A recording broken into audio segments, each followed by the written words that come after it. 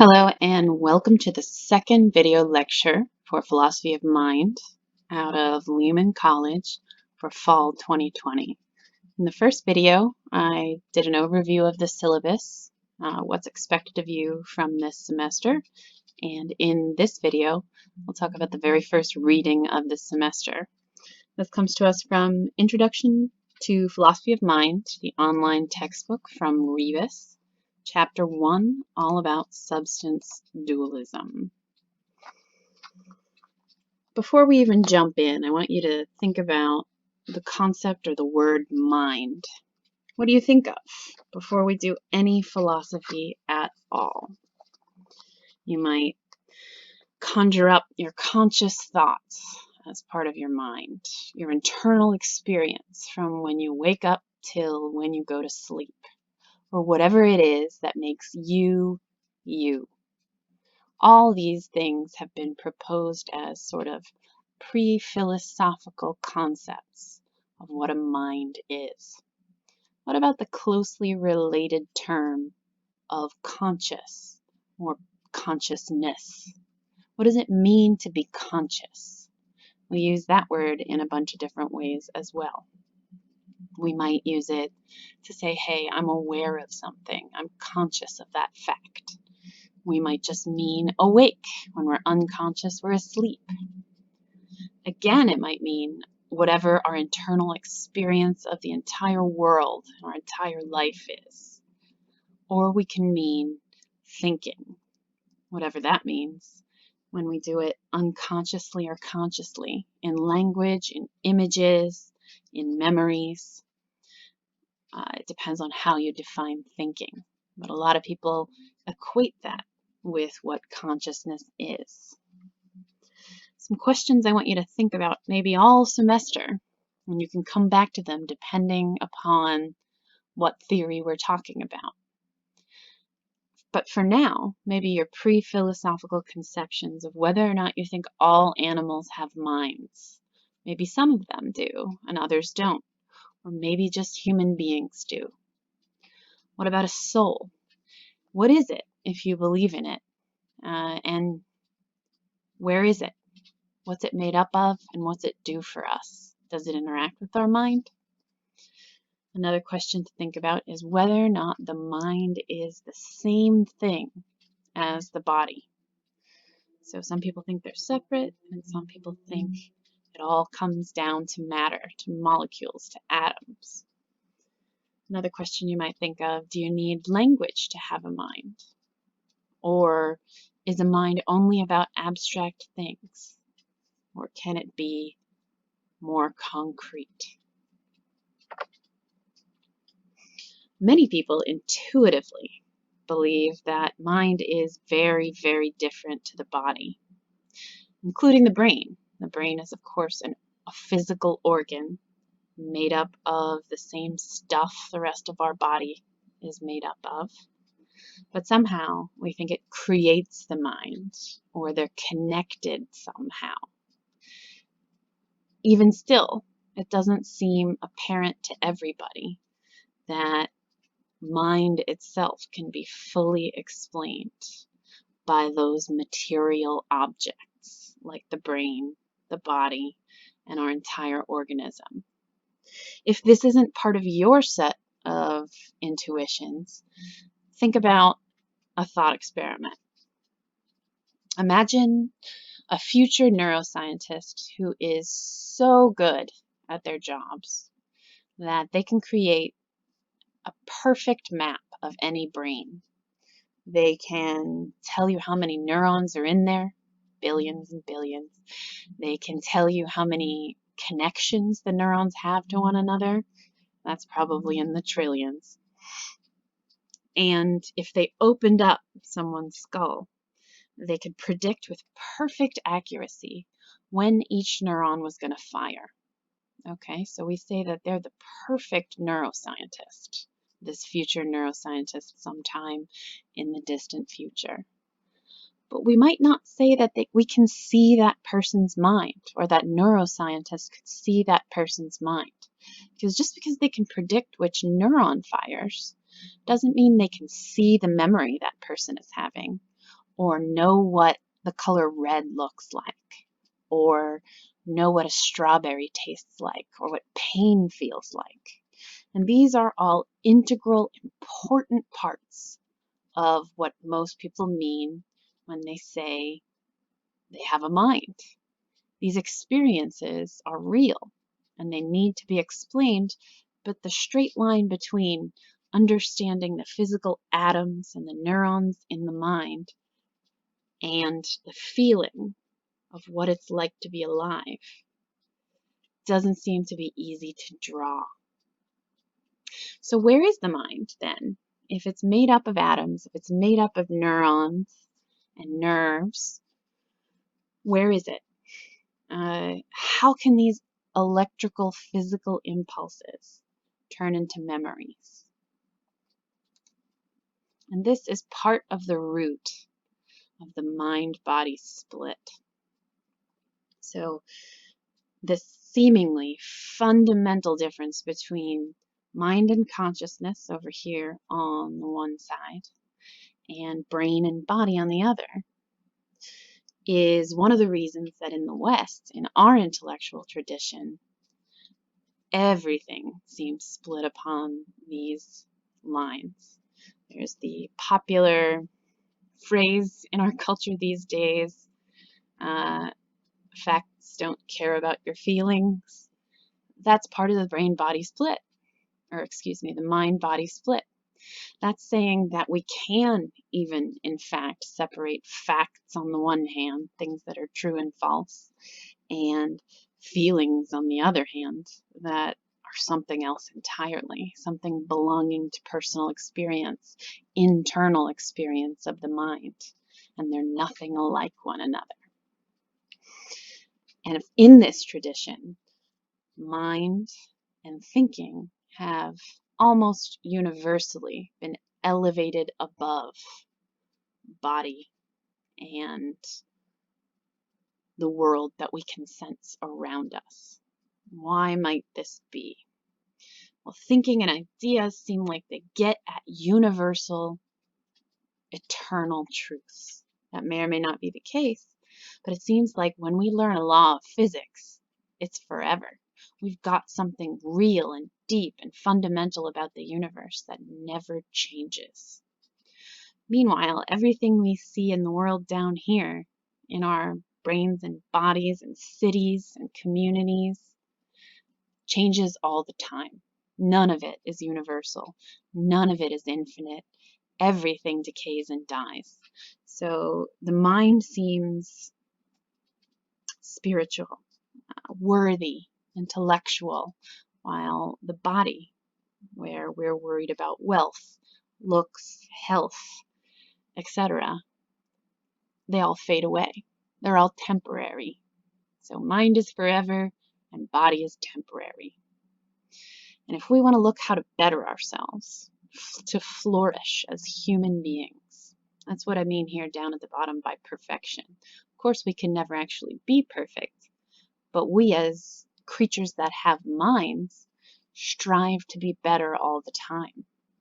And we can't find that striving, that bettering, that reaching for perfection in bodies that fade away and decay. We can only look for it in the realm of the mind.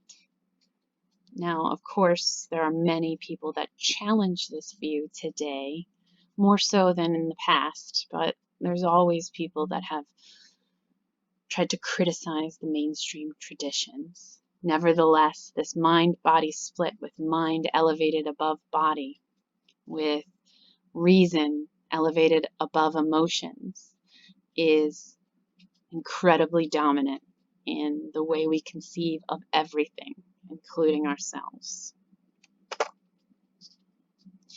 In this chapter, it's called Substance Dualism in Descartes, you will have come across a concept called substance. And this is a toughie to start out with. Right out of the gate, we want to try and discard our common understanding of the word substance. Usually when we say it, we mean a particular kind of stuff. When we have a gooey substance or a solid substance like icing or an ice cube or an element from the periodic table. We are using the word substance to mean a particular kind of stuff. And in philosophy, it has a long history, this word, and it means lots of different things. But for our purposes, we can break it down into two separate generalized meanings. In the back of your head, think about the philosophical question. Why is there something rather than nothing? Why did the universe pop into existence? Why should there be anything? Why should there be space and time? Why should there be matter, or planets, or money, people, dogs, trees? It doesn't seem to make much sense. So the question here is existence itself. What does it mean for something to exist? And this is one of the first essences of the philosophical concept of substance. Existence itself, the most fundamental units of reality, the building blocks. In a scientific worldview, you might say that they were atoms or subatomic particles or energy fields or strings even. But there are other ways to think about it. You could also think mind is more fundamental than matter. But when we look for substance in this sense, we're looking at the fundamental structure of reality. That's the metaphysics or the ontology of reality. Now, one thing that makes up a lot of existence, if not all of it, meaning our reality, is bodies in space and time. So a body is just any object made up of matter. Whatever the fundamental unit is, we're all made up of matter, atoms and subatomic particles, and all conglomerating into elements and molecules that conglomerate into organs, that conglomerate into body, to our whole organism. And when a philosophical writer says that something is extended, this is what they mean. They mean that this thing, this object that exists, takes up space and it's within time.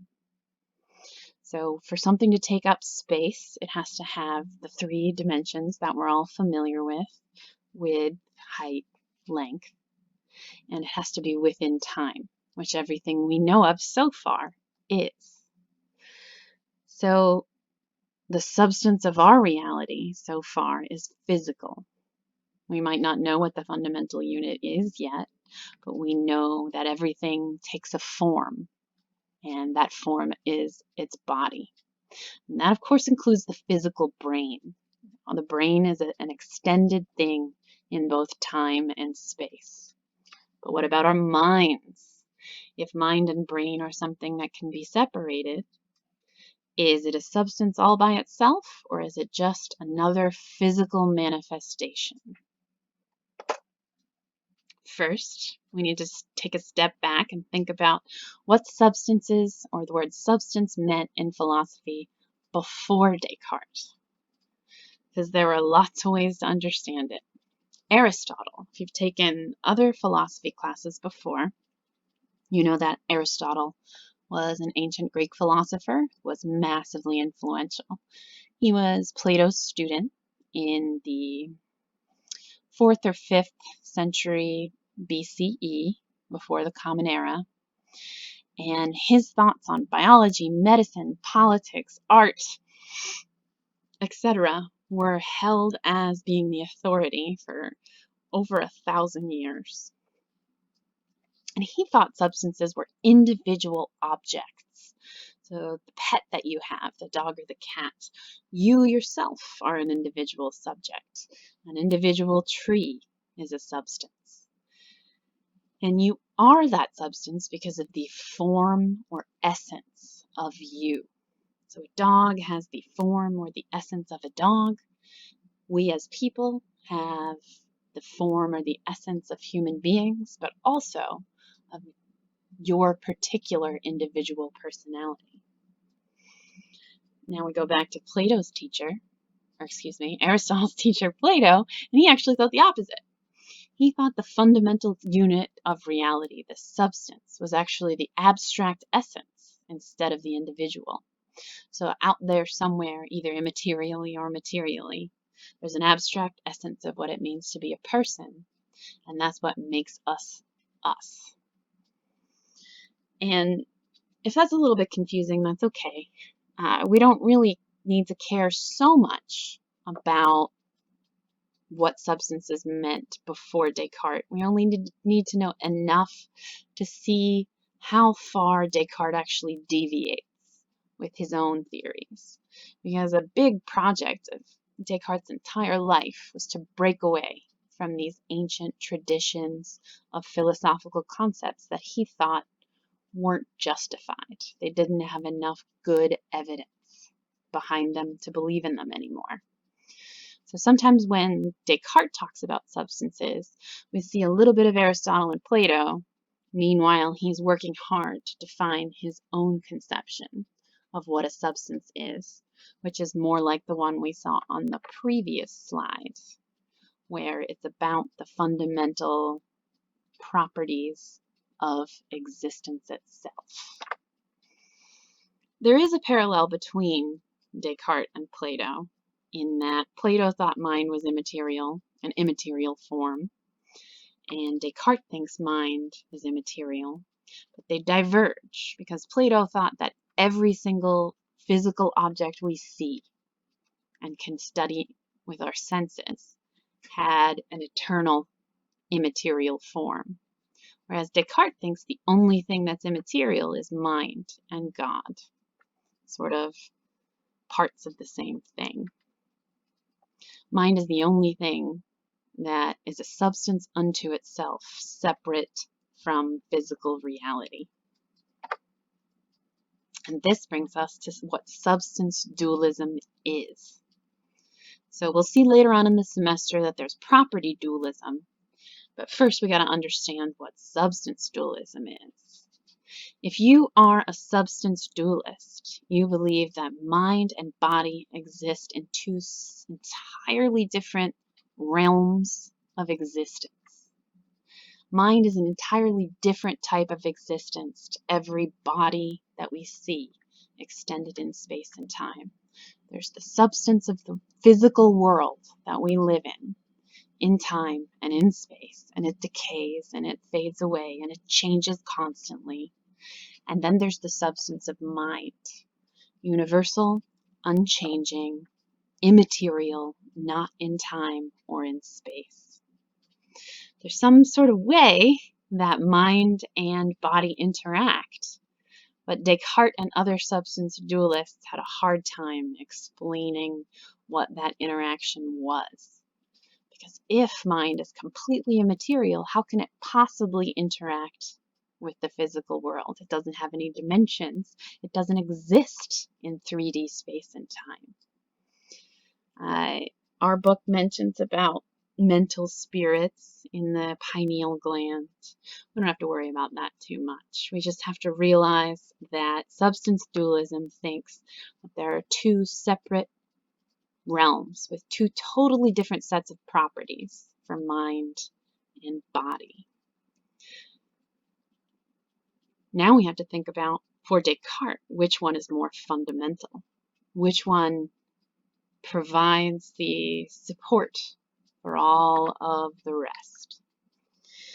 Now in our chapter, the author of this particular chapter touches on the fact that there is an interpretation of Descartes where he's more of a physicalist.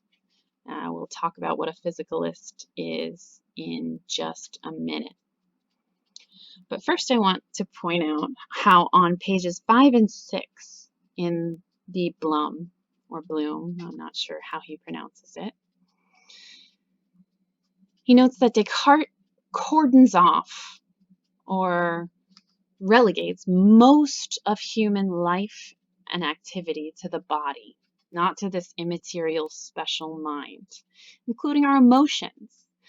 Descartes thought that our emotions were just reactions to outside sensory information from the 3D physical world, our drives, whenever we feel motivated to go get water because we're thirsty, or go get food because we're hungry, or go talk to a friend because we're lonely.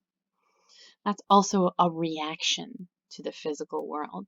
So it doesn't really seem clear what's left for this immaterial mind. And Bloom talks about how this hints at how deeply physicalist Descartes was, even when he still maintained that the mind was separate and immaterial. Today, we would say things like emotions and drives are, of course, a part of our mind. They're a part of the way we think, about the way we are conscious. But for Descartes, those things were just bodily actions and interactions with the world outside, like clockwork, like a biological machine. Now, all three of these words have sort of slightly different definitions, and we'll get to know more about it as the semester progresses. But for now, we can use them interchangeably. Physicalists, materialists, or monists are opposed to dualists. Dualists think there are two separate realms that are fundamentally different to one another, whereas physicalists, materialists, or monists think that there's only one realm, and that realm is the physical world that we can sense around us. Everything, including mind, can be explained through bodies in space and time. Just because we don't have the capability or the sophistication yet to explain consciousness and mind in physical terms doesn't mean it's not possible. Everything's made up fundamentally of stuff, physical stuff, atoms, subatomic particles, whatever. And if we wanted to interpret Descartes as more of a physicalist, we could say his idea of an immaterial mind is an abstraction. Just like when we learn a new law of physics, we're abstracting from concrete data that we've observed to an abstract chemical, physical, or mathematical law. We might say that mind is a thing that conceptualizes abstractly. I do have to assert that this isn't a widely held view of the way Descartes actually meant his dualism. But it's important to note, again, because this is a radical break from how substances and mind were treated. Substances, mind, and body were treated before Descartes, and how they were treated after Descartes. In the next video, we're going to take a look at the first two meditations on first philosophy. So we'll see Descartes' own words about how and why his substance dualism emerges as the theory he accepts.